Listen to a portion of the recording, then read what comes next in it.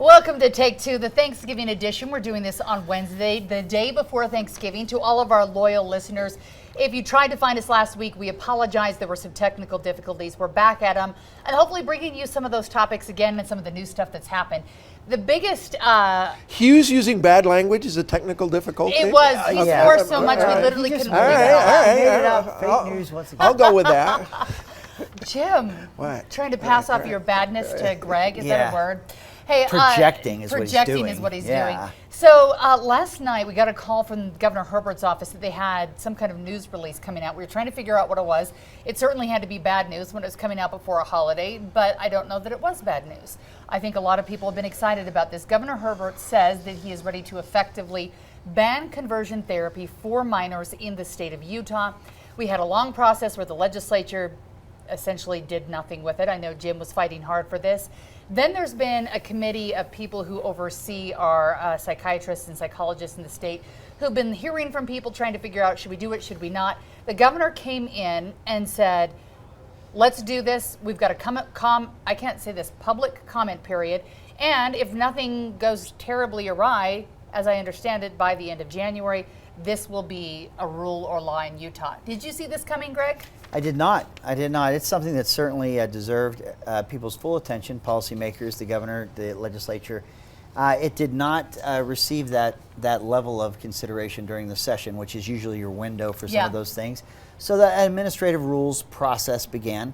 It's a little bit more clunky in terms of, I think your chances of talking past one another and public comments that you submit and how we narrate that is not as good as maybe the legislative process where everybody can be around the table, but they're working towards it. And then I don't know if this was just a shortcut to say, okay, we're done here, this is the way we're going to do it, or what that process looks like. But I've not seen it done this way before, but I do know something had to be done, and now something's done. It is interesting to see, and I think a lot of people were happy when we took it out of the political realm and then gave it to people who were overseeing the actual people who are meeting with humans, talking to them about the issues.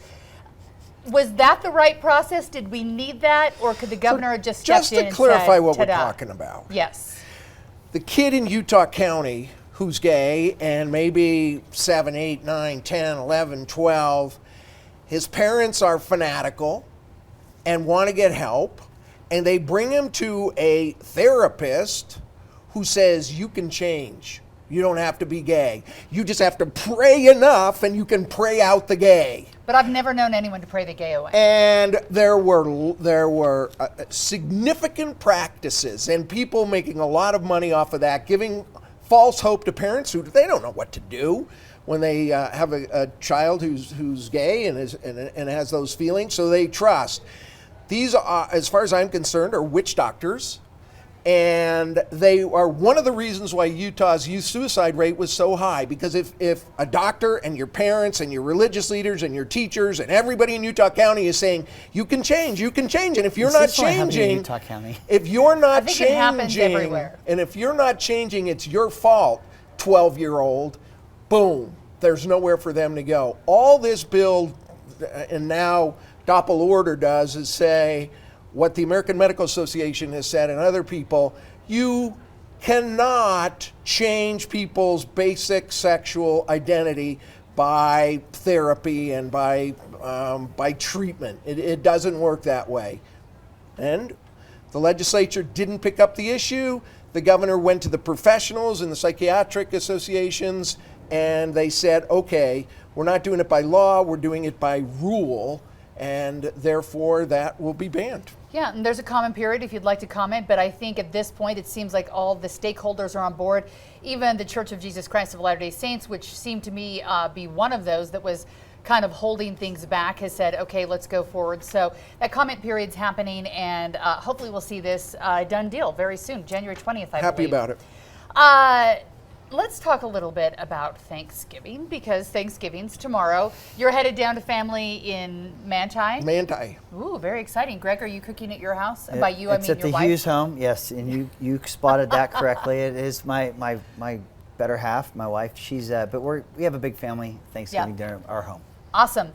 Okay, so President Trump yesterday went down to West Palm Beach to the Southern White House.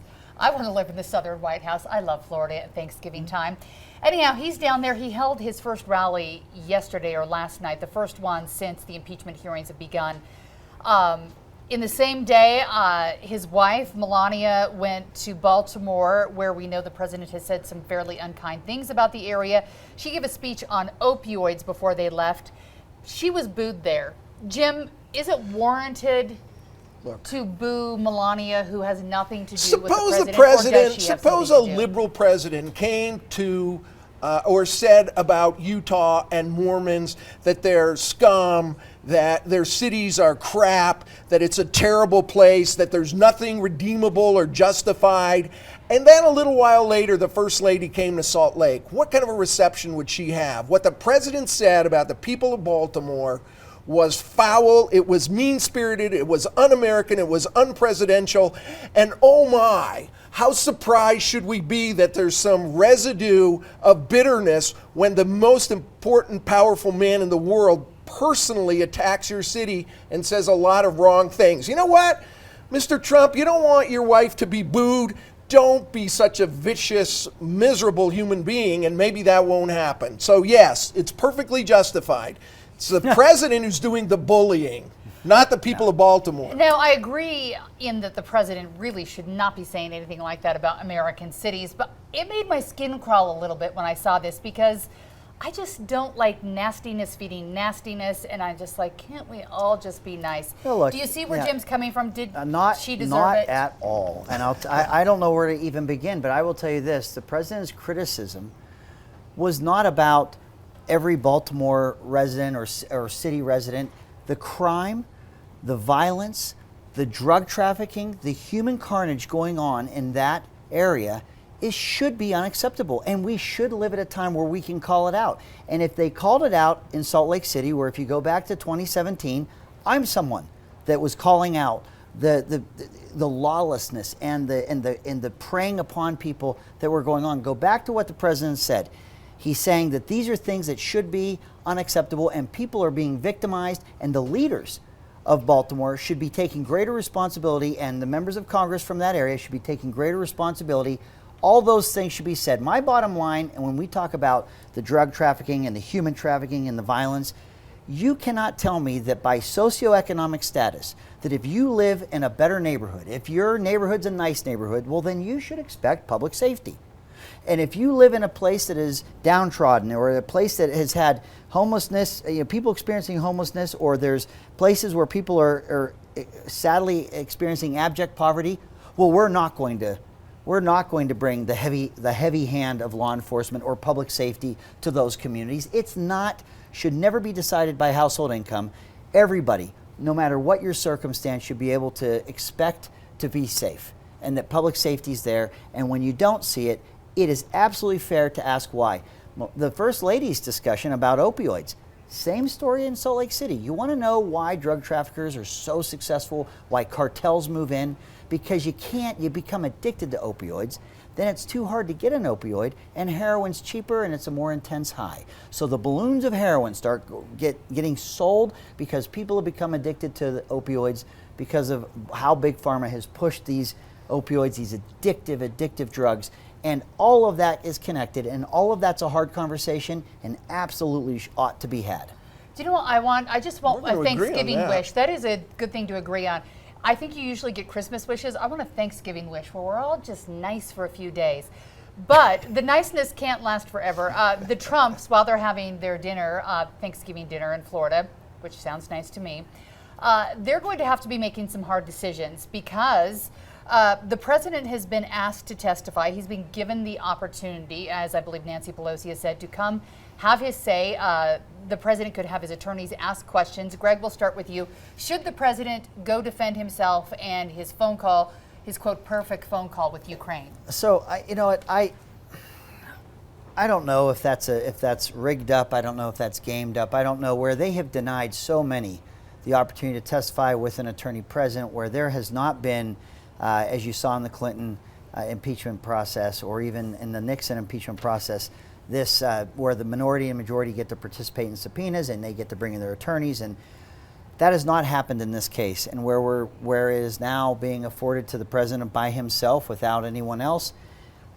If it's a fair process, I would say yes. If it's being gamed up, and I'm not the legal minds to watch how this is all going on, but it certainly hasn't gone on the way before. He's got to make the decision by Friday. So Friday night, so we can get a good night's sleep on the weekend. If there's integrity to that, and there's a process that's being put in place that we've not seen put in place before, I like that. If it's selective and there's some game being played, I would be disappointed by that, and that's for attorneys to stare at and know. But if it's a process of integrity and it's real, I think he wants to be able to share his testimony and his perspective. Would you like to back Greg up on this? Should the president go testify before Congress next week? Just like he wants to release his tax returns, but he's waiting for that audit. Please. I think the Supreme this Court guy may have is sided with not him this going week. to appear under oath under any circumstance. They're not going to let him. It's not going to happen. But the broader issue, You don't think so? Heidi, please. No, I don't. But the broader issue,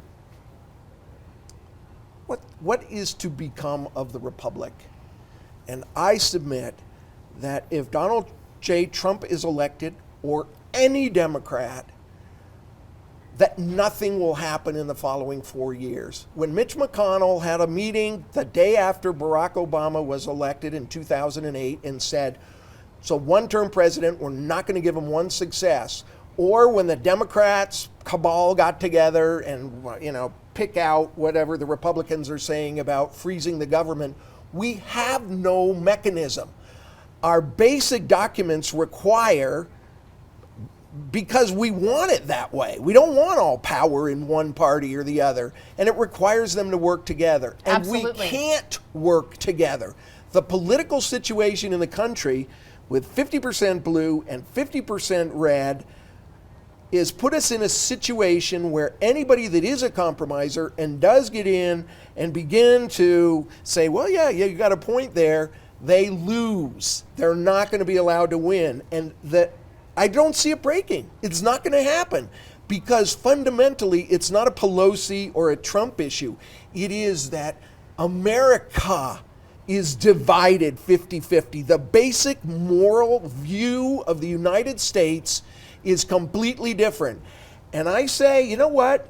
To my friends on the red side, you want a country without abortion and where guns are free-flowing, and you want a place where immigrants are not allowed in with ease, and you want to spend a lot on military, and you put down the list. Fine. There's one way this is going to get handled, and we're heading that way. I don't know that it's stoppable. And that is, we're going to divide up into two countries, and we're going to have red states and blue states, and I suppose every state will be allowed to pick, and that's going to be it. We're going to say it's been a great 248-year experiment. I do not see a civil war and bayonets coming back out. How do you see it not happening? I think that social media has hurt us definitely, where everyone's more entrenched into their sides. But when you take it away from the stage of being in the Capitol, or you take it away, I just feel like when you sit down with people and you understand their stories and you talk to them, we have a lot more in common than we have divided. We just have to stop with the rhetoric. And I don't want to see all the houses and the president all Republican or all Democrat. I think they have to come together and work, and I think we can. They're not. Give me a formula that can happen. We need I don't know what, a come to Jesus Democrats are going to sit down with Trump in the next Greg's term? going to solve the problem. I have the all right, good. I'm glad you got Here it. It is. Our listeners, people that watch this show or listen to this show, I don't think anyone would mistake Jim's positions, his beliefs, his role of government, or anything that he advocates on this show to mirror mine. I think that's why this show, it is a debate or a battle of ideas. But one of the things that happens on this program, and one of the things that happened when Jim was a public servant in the Senate and I was a public servant in the House, it is for fact that we came together on common ground. It absolutely happened. It happens on this program when we flesh out issues. It happens in government. Now, just because Washington, D.C. has never they've got a generation now of lawmakers and just all the Beltway, not just the legislative branch. No one even remembers or have been there long enough to remember that kind of process. It boils down to something as simple as the golden rule, or life is a two-way street, or empathy. Call it whatever you want. On the last issue we talked about conversion therapy, I could hear common ground everywhere. I could hear people saying the same thing, but everyone was talking past one another. It's sad that that had to be resolved in November right now, when you could have convened people at a time when there was a session going on and had those same common ground and having those areas, not letting people talk past one another. Jim and I have done this. We've done it here, we've done it in the Capitol. It has to be respected, and we have to talk about it more, and then the electorate has to say, we're done with dysfunction. I don't care where it's coming from or who you want to point a finger at. If you're not making progress, if you're not working on behalf of this country, its people, all of us, we don't need you. And I don't care what party you affiliate with. There has to be work, and there has to be things that we move forward on. And I just know enough about public policy that it is not neatly tucked exclusively in either party platform. You can find common ground without betraying your party platform or what you believe. Jim and myself and many across this country find that common ground, and with the math of the legislative process, we get things done. It happens every day on a state level. It happens in local government. We just have to, as a people, just be absolutely intolerant to what that climate has become in Washington. More listening than talking these days. And if Just you want to go work back it out. even Be not grown. that far ago, you look at Senator Hatch. I remember, I don't know that his final few years in office were like this, but if you go back, Senator Hatch and Senator Kennedy on the opposite side of the aisle, they brokered some big deals. Those used to happen. You're rolling your eyes, Jim. Well, I was just going to take off my imaginary glasses. But, I know, right? And I think things got more partisan, but they can go back. I look back to They just can't. look Well, back are we going to 18 do years away ago. with social media? Look, these are two camps with no common ground. And we need a president who is not going to Baltimore and sticking his... You never saw that from Barack Obama. You just didn't. He was bringing people together, but the Republicans were as vociferous in going after him and making sure nothing happened on health care and no compromises as the Democrats have been.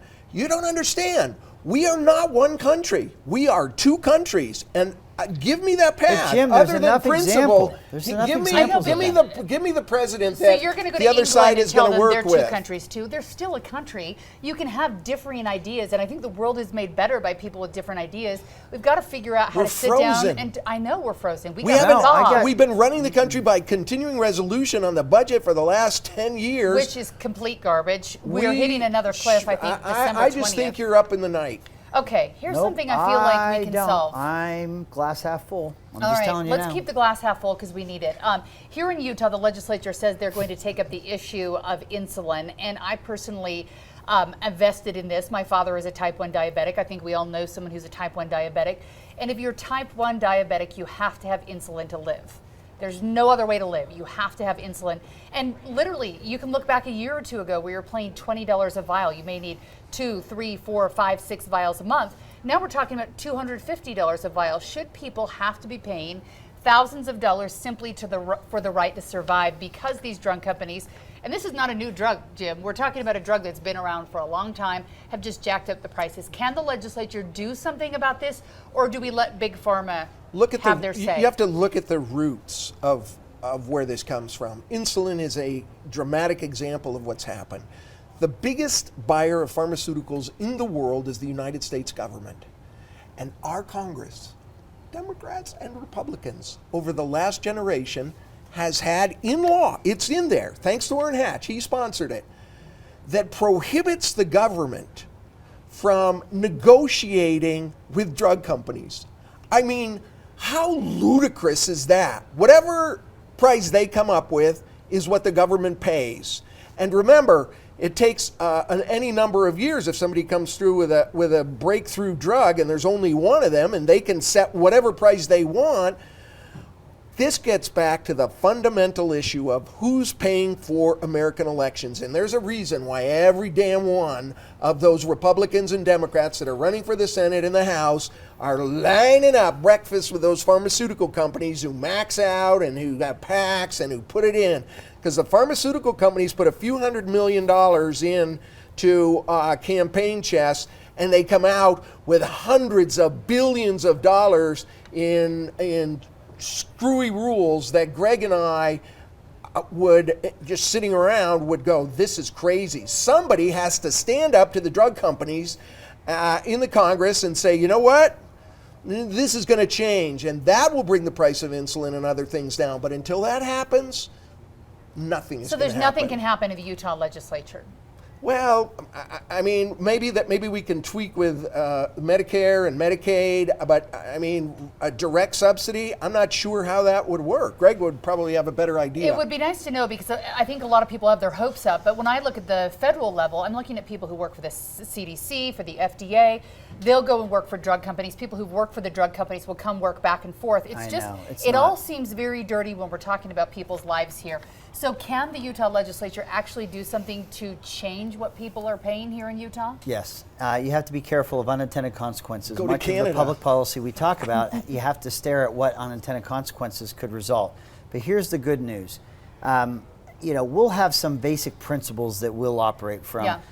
One of mine, and I would say that Republicans would say, price fixing by government has never really amounted to what you're hoping for, and that is lowering the price. When you get government, just let the government run every bread truck, and is your bread going to go down? We've argued that free markets actually do that better than government pricing or anything like that.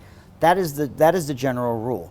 Where you see Republicans and I think policymakers depart from your basic beliefs, or where you see an abuse. So in my case, where I was seeing what was happening with opioids in this last topic, pharmaceutical companies, they do like to contribute. They like to be part of the discussion with lawmakers.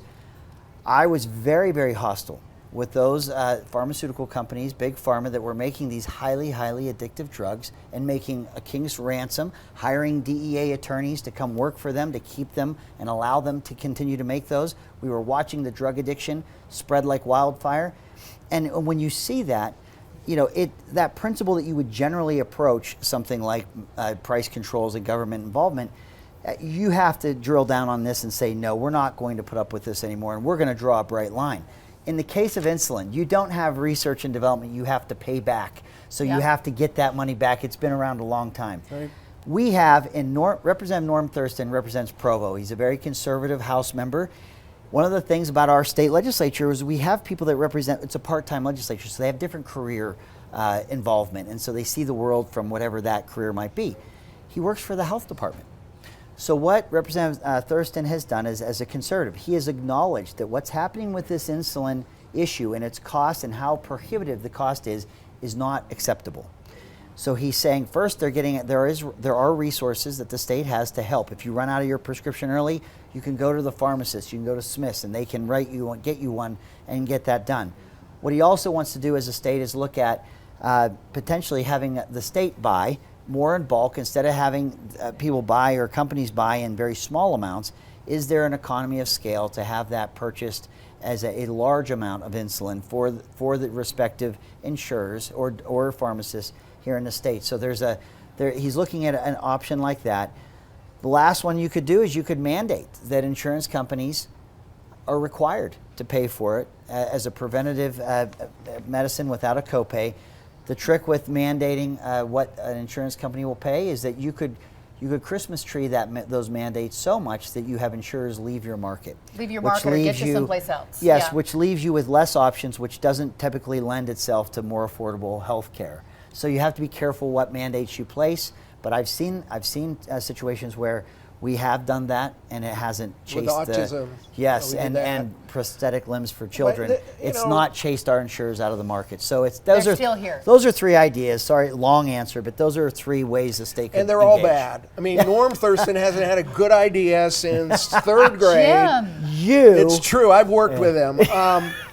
Look, this volunteer approach. Yes, we're going to go to Smith's and ask them to give insulin. Well, give me a break. We've tried that whole volunteer thing for healthcare, and people that are depending it for their lifetime can't depend on wants it free. They just want to be able to pay rotten for it. Vegetables that Smith's has, and if they got any extra insulin that's loose, so that just doesn't work. And requiring the insurance companies to cover it, that's not a particularly great idea because it doesn't bring the cost of insulin down a penny. It just gives the pharmaceutical companies what they want, and it forces the insurance companies to pay whatever outrageous price they're asking. We need, the first thing getting back to the root, the state of Utah needs to take full Medicaid expansion like they promised they would do if Trump said no. Trump said no, and we still don't have full Medicaid expansion. Yeah. There's $850 million a year that would cover a lot of people and their insulin, and it's time that the Republicans just took Utah's share. Colorado, Nevada, New Mexico, Montana, Idaho, everybody's taking it. But no, we're the masters of freedom, and we're not doing it unless we get a Utah plan. Just take full Medicaid expansion and watch what happens to clinics, particularly rural clinics, because Medicaid is given out by income, and rural Utah has a lot lower but even income. Someone with an awesome income can't afford $1,000, $1,500, $2,000 a month, another mortgage payment. Take for full medication. Medicaid expansion, Look, for goodness all right, sake. well, you that just too. made the argument that you were just complaining about. When the government says, okay, we'll give you this amount, many will tell you that the Medicaid federal reimbursement amount, because they don't negotiate, they don't actually mirror the price of health care or its delivery, it's not paying enough. And so then that gets put on the middle class or those that are seeing their household income, larger portion of it, pay for their health care, because by a lower income, they're getting it's so-called free. It's not free. And you're not getting to the root cause that you've just described, and that is, we have no idea what these costs really are, because there's so many different versions, if it's Medicaid, if it's self-pay, if it's an insurance. And you're not getting to the heart of it. If you add another layer and another delivery, and look, we want to help people in need, and we've worked on this a number of years. But to just simply say, if we had Medicaid expansion, all these issues that we're talking about with insulin go away, they don't. In fact, those that aren't making $12,000 a year as a single adult, and that's the threshold for Medicaid expansion, the cost of insulin will be even more expensive for those that are not making that lower household income, because the amount that Medicaid will pay isn't paying the cost of the so they make it up somewhere. Wait a minute, that's the crazy Utah plan you're talking about. We take full Medicaid expansion, the $12,000 issue isn't there anymore. So look, just to get all this right, that's who it we're qualifies here. for. We're out of That's who it time. qualifies for. Right. All right. I don't know if Medicaid expansion will solve all this, because I just looking at someone with $50,000, let's say that is their income, they don't qualify for You're Medicaid, right. but they don't have 2,000 times 12, 24,000. That's like half their income for insulin, you know? Right. It's just insane. So I hope the legislature can solve this problem, and I'm thankful on this Thanksgiving week that we can get a Democrat and a Republican in the same room, whom I can tell you after this is over with, hang out and talk for a lot longer than you think. They're real friends, guys. Don't tell. It's going to ruin It's street true, cred. and it's possible. No more civil war. Thanks for joining us. Happy Thanksgiving to everyone. Subscribe and talk about politics at Thanksgiving if you want. Just do it nicely.